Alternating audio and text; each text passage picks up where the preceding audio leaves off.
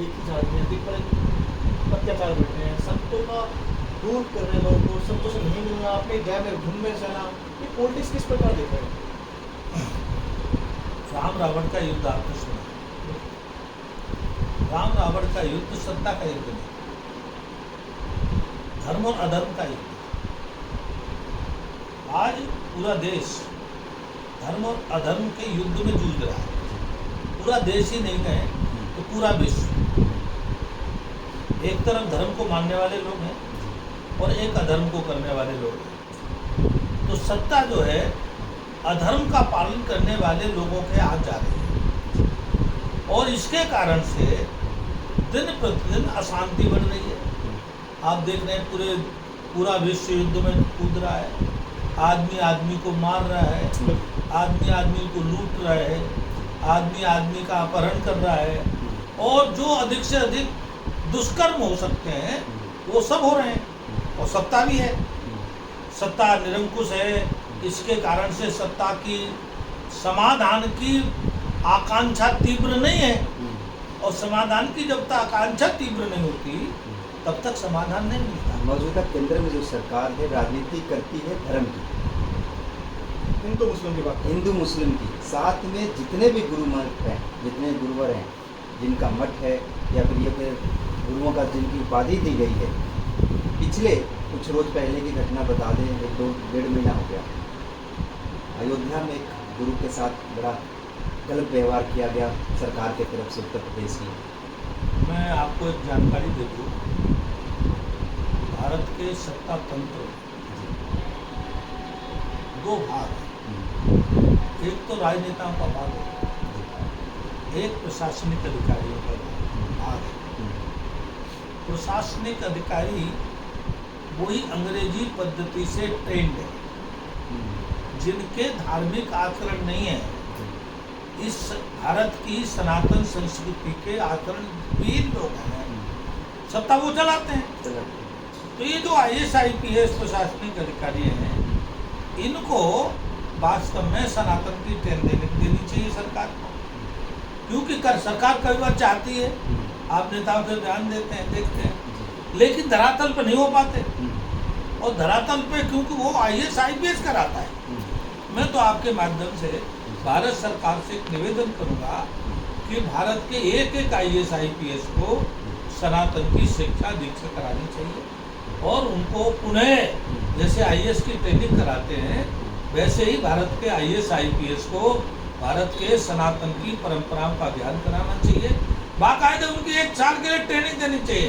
ये हो सकता है सब आप एक साथ नहीं दे पाएंगे तो आप 10%, 20% के ग्रुप बनाते जाइए, एक करे तो दूसरा लाओ, दूसरा करे तीसरा लाओ।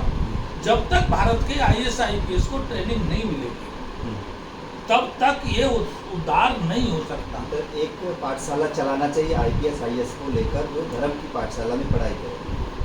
सारी पढ़ाई करने पर पाठशाला जरूरी है धर्म की, अगर नहीं हो तो ड्यूटी पे नहीं रखा जाए, एक नियम बना दिया जाए। गुरुजी कब लागू होगा, कौन करेगा? ये तो सरकार की काम है, सरकार को नेताओं को लागू करना पड़ेगा।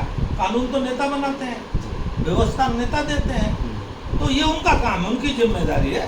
भारत के हिंदुओं ने हिंदू के नाम पर सरकार तो बना दी और एक बार नहीं 3 बार बना दी। भाई दिल्ली की सरकार ये कहने में मुझे कोई परहेज नहीं है, केवल हिंदुओं के कारण से बनी है, अर्थात हिंदुओं के वोट से बनी है, अर्थात सनातन धर्म को मानने वालों के वोट से बनी है।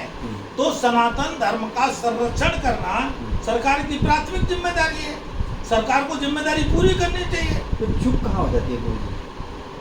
अब ये तो चुप क्यों होते हैं, ये तो बात तो चुप जो होती है, अमित शाह जी से पूछो, मोदी जी से पूछो, वो क्यों चुप है? भाई जनता का काम था, जनता ने उनको वोट दे करके सर्दी मौत दी, वो चुप क्यों है ये जवाब मैं तो नहीं दे सकता ना, वही जवाब दे सकते हैं, वो क्यों जिम्मेदार? जबकि नैतिकता जिम्मेदारी ये होनी चाहिए, चुनाव में आपको ध्यान हो, हमें आज तक याद है मोदी जी ने ये कहा था, एक बार अवसर दे दो, मैं आपके एक वोट का ऋण चुकाऊंगा। तो एक वोट का ऋण चुकाने का अवसर है, भारत का नहीं, पूरे विश्व का सनातनी भारत सरकार की तरफ देखता है, नेताओं की तरफ देखता है कि जो हमने वोट दे करके सत्ता में आपको भेजा था, वो सनातन का आप कब करेंगे सम्मान? आप कब सनातन की रक्षा के लिए बीड़ा उठाएंगे? हम ये नहीं कहते कि सबका विकास मत करो, सबका विकास करो, सबका साथ करो, लेकिन जिनने वोट दिया है उनका कर्ज तो अदा करो। समय कब आएगा गुरुजी करने का? जैसे आपने कहा कि इसको करें, आज 12 साल हो गए हैं, आज 12 साल देखो के भाई, बाद भारतीय जनता पार्टी तो भारत केंद्र में में अपना जश्न मना रही है। भारत में जनता को जनार्दन कहते हैं। जी। जनार्दन माने भगवान का रूप। और जिसने भी जनता जनार्दन का अपमान किया है वो चले गए। तो ये मानते हैं कि अभी जो मौजूदा सरकार है साधु संतों का अपमान कर रही है। कई जगह ऐसी घटनाएं देखने को मिली है। मैंने आपको पहले भी कहा कि जो IAS IPS है ये सरकार के कब्जे में नहीं। ये उदाहरण मैं बता सकता हूँ आपको। उत्तर प्रदेश का मुख्यमंत्री योगी आदित्यनाथ पहला भारत में मुख्यमंत्री है जितना सनातन के लिए खुल्लम खुल्ला बोलता है। पहला, इतने कड़े और साफ शब्दों में कोई मुख्यमंत्री बोलता नहीं। उसके बावजूद भी उत्तर प्रदेश का IAS IPS पे क्या होता है? आए दिन सनातन विरोधी काम करते हुए दिखाई देते हैं। आए दिन जो है साधु संतों पर भी हमला होता है। आए दिन आपने देखे बहुत सारे मंदिर भी तोड़े गए। तो योगी तो नहीं तोड़ता मंदिर, योगी तो सनातनियों का अपमान नहीं कराएगा ना। ये कराता कौन है? केंद्र से IAS और IPS। ये जो IAS IPS नाम की जो चिड़िया है ये भारत के लिए बड़ी खतरनाक है। इसको ठीक करने का अभियान चलाना चाहिए। और अगर ये ठीक न हो तो इनकी जगह पर सनातन को मानने वालों को मनोनीत कर लेना चाहिए, नियुक्ति कर लेनी चाहिए। क्योंकि आपको सनातन की रक्षा के लिए भारत के लोगों ने आपको 3 बार विजयी बनाया है। 3 बार। आप सर्वे कर लो, 90-95% हिंदू ने वोट दिया है, 2-4% इधर उधर से वोट आया होगा। तो आज भी बहुमत में आपको वोट दे रहे हैं। वोट का कर चुकाना तो आपका धर्म है ना, ये आपकी जिम्मेदारी है। आप IAS को ठीक करें, IPS को ठीक करें, प्रशासनिक अधिकारियों को ठीक करें, ये आपका काम है। जी बात करें आप IPS IAS की तैयारी करें, हमारे कल्चर में तो पहले देखा था कि छोटे छोटे बच्चों को ही गुरुकुल भेजे जाते हैं सनातन की शिक्षा के लिए। क्या ऐसा नहीं होना चाहिए कि आज के गुरुकुल आज के देश में उन्हीं आपने बड़ी महत्वपूर्ण बात उठा दी। 1947 में जब भारत का डिवाइडेशन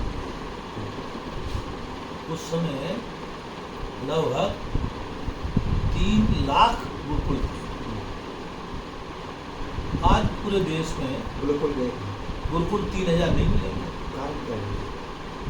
सरकार की जो नीतियां नहीं, उन सरकार की नीतियों में भेदभाव रहा।